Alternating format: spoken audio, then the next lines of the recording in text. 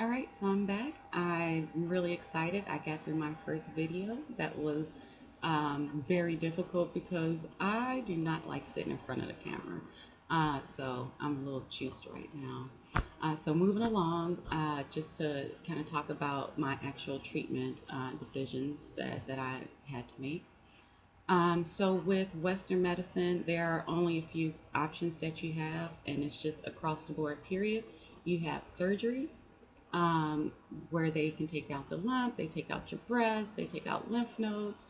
You can have chemotherapy, and there's also radiation. There's really no wiggle room outside of that. And actually, in the United States, nothing else is really legal. Everything else is illegal. Any alternative medicine, you can't go to like an alternative medicine clinic and get, let's say, high levels of IV vitamin C. That's one thing that's said to be able to cure cancer, or even using cannabis, but cannabis oils, which is a little different, which is also said to be able to cure cancer, progesterone, natural progesterone. There are so many different other alternative things out there. However, nothing's really certifiable here in the States. The only thing here that's legal in the States is, like I said, the surgery, the chemotherapy, and also radiation. Uh, they're at, incorporating supplements, but it's different. It's more so to help with the side effects of the surgery, the chemo, or the radiation. It's not to take place of any of those things. All right, so I decided to have a mastectomy, which is the removal of my left breast. Actually, I had a nipple sparing mastectomy, so I still have my nipple. Typically, the nipple will be taken, tissue, skin, all of that is taken out of the breast with the mastectomy. However, I was able to save my nipple. And even that was like a fight. The first surgeon I worked with, she wasn't that interested. At least I felt she wasn't that interested in hearing me and what exactly I wanted. So I moved on to a different surgeon who was a little more open, and definitely allowed me to be an active player in my healthcare. So I decided to keep my nipple. We decided that during my actual surgery, they would do a biopsy. If the nipple came back positive with cancer, then they would take the nipple. Fortunately, during my biopsy, during the surgery, the biopsy was negative. However, once you finish your have the mastectomy, they do some preliminary things during the surgery. However, they send all that off, the sample that they have, all the tissue, they send that off for a more um, so to say detailed um, biopsy of it. And with that, my nipple, there was some cancer left, or they said it was a small bit of DCIS there, um, probably smaller than the a pen, the pen that you write with, the pen tip. Um, I was also, my lymph nodes, I did not allow them to take out lymph nodes. That's one thing that happens during most breast surgeries. They will take a multitude of lymph nodes, 10 to 20 lymph nodes. However, I did not allow them to take my lymph nodes because I felt like it just wasn't necessary. And speaking with my breast surgeon, he also felt the same thing, and my oncologist felt like it wasn't that big of a deal. Like back in the day, 5 years ago or even 20 years ago, they would have taken maybe a whole fat pack your lymph nodes, which will have like over 20 lymph nodes in it, but it's simply not necessary, especially if you elect to do to have chemotherapy. So, in the beginning, I was completely against chemotherapy and radiation. However, after having that final diagnosis, knowing that there was a small tidbit of DCIS still left underneath my nipple, and with my lymph nodes being positive for cancer, I decided to do something a little more aggressive, and I decided to go with the chemo. My breast surgeon, he and we went back and forth a little bit because he also wanted me to do radiation. However, I was completely against the radiation. So he felt comfortable with me at least doing a chemo. If I decided to do nothing, he would have felt very uncomfortable. He does not believe I am putting myself at an extreme risk by still having my nipple and knowing that there is DCIS potentially there. His main concern was me completing the chemotherapy because he just felt that it would reduce the risk of cancer coming back tremendously than with me not doing anything.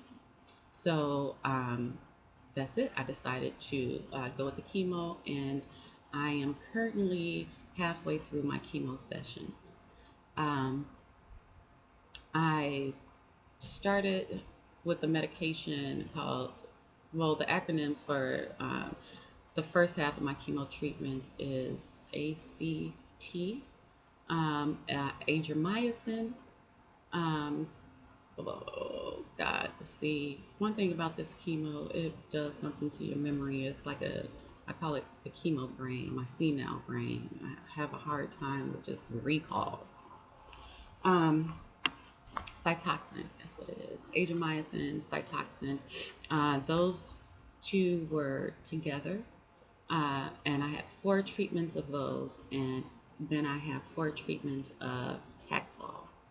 Now, let me give you just a little bit of information about this adriamycin. It does a number on your heart, and more so than what I think I understood before starting the chemo. I thought once the chemo is over, the risk to your heart will just pretty much go away and everything will kind of go back to normal. Unfortunately, that is not the case. Adriamycin is very toxic, and it makes your heart work 10 times harder. And it also increases risk of heart damage. So I can have issues with pumping issues, just anything. And I'm like, really? The heart of all things? It couldn't be like the gallbladder that, we can live without that or whatever, but it's the heart. And now for the rest of my life, I need to make sure that I pay close attention to my heart. And I'm, communicating with my doctors about being on adriamycin. Um, so that's frustrating in itself. But oh yeah, and you can only have so much adriamycin in your lifetime, period, because it's just that toxic. I'm just happy for it to be over with. Side effects of the chemo is, of course, as you can see, the bald head. And even though I wear my hair very short, I was just looking at a couple of videos that I did back in December, and I'm like, damn, was my hair bald then?